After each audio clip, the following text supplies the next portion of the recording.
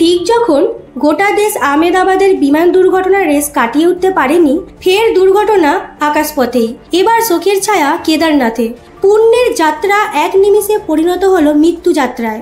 গতকাল কেদারনাথ ধাম দর্শন শেষে ফেরার পথে রুদ্রপ্রয়াগের কাছে ভেঙে পড়ল একটি হেলিকপ্টার।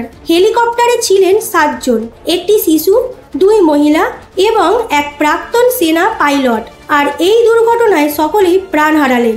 ভয়ঙ্কর এই দুর্ঘটনার শিকার হয়েছেন মহারাষ্ট্রের ইয়াবতমালের বাসিন্দা রাজকুমার জয়সওয়াল, তার স্ত্রী শ্রদ্ধা এবং 2 বছরের ছোট্ট মেয়ে কাশি। একটি সম্পূর্ণ পরিবার মুছে গেল এক নিমিষে।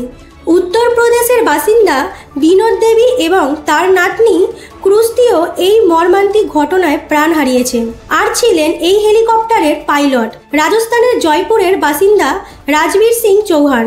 ভারতীয় সেনাবাহিনীতে 14 বছর কাটানো এই অফিসার ছিলেন লেফটেন্যান্ট কর্নেল। 4 মাস আগেই যমজ সন্তানের বাবা হয়েছিলেন তিনি। 2000 ঘন্টার বেশি ওড়ার অভিজ্ঞতা থাকা সত্ত্বেও শেষ রক্ষা হলো না।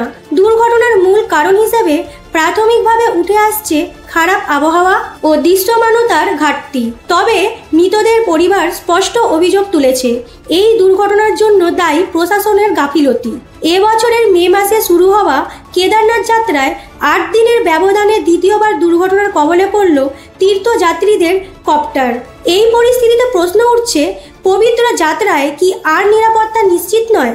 ঘটনার পর শোক প্রকাশ করেছেন উত্তরাখণ্ডের মুখ্যমন্ত্রী পুষ্কর সিং ধামি। ঘটনাটির তদন্তের দায়িত্ব দেওয়া হয়েছে AAIB-কে, জানিয়েছে DGCA। একদিকে আহমেদাবাদের ভয়াবহ বিমান দুর্ঘটনা, অন্যদিকে কেদারনাথের কপ্টার দুর্ঘটনা। ভারতের আকাশপথ যেন পরপর দুঃসংবাদের বাহক হয়ে উঠছে। একের পর আকাশপথে এই দুর্ঘটনায় মানুষ এখন আতঙ্ক হয়ে আছেন। এখন সবার মনে একটাই প্রশ্ন, প্রশাসন কবে সতর্ক হবে? এরকম আরও আপডেট জানতে চোখ রাখুন আমাদের চ্যানেল পালস পয়েন্টের দিকে।